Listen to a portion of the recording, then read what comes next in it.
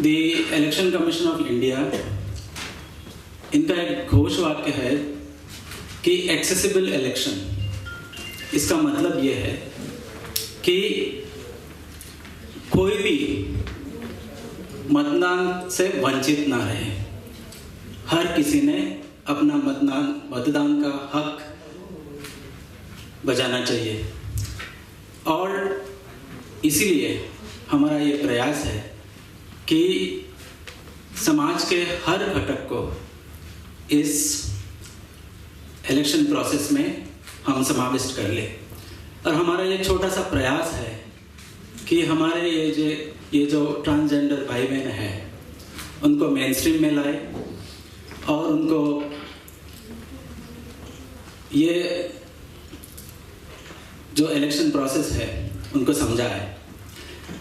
हमारे बीच आज मौजूद है नॉर्थ गोवा की कलेक्टर मैडम आर मेनका और additional collector north Goa Shri Gopal Parsekar.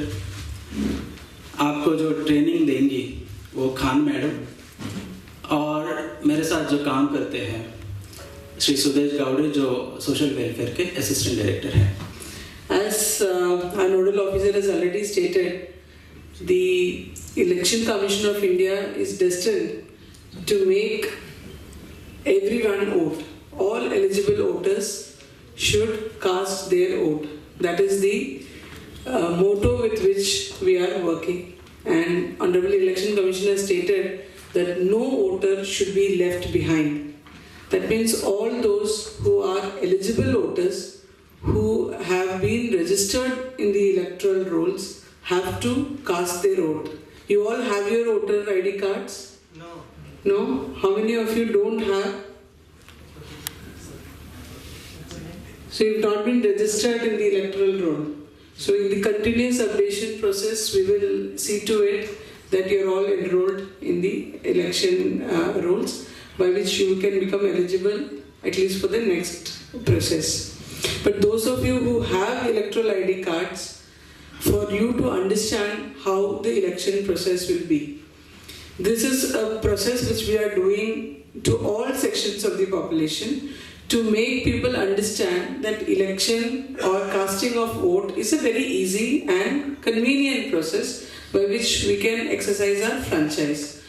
तो बहुत सारे लोग ऐसे हैं उनको नहीं पता कि पोलिंग बूथ कैसा होगा, वहाँ पे कितने लोग रहेंगे, हमें कैसे जाना है, क्या करना है, कैसे वोट देना है. To make that understandable, today we are having this training and awareness program. Our trainer will explain to you how a polling booth will look like. उसमें कौन-कौन से ऑफिसर्स रहेंगे, कौन-कौन से स्टाफ रहेंगे, आपको किस तरह से जाना है, कहाँ से आपको वोट देना है.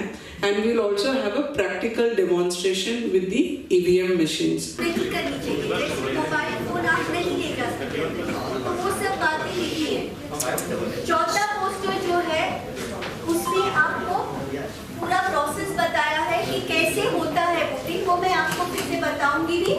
और यहाँ पे हम एक्चुअली डेमोन्स्ट्रेशन भी कर लेंगे, आप लोग खुद भी प्रैक्टिस कर सकते हो.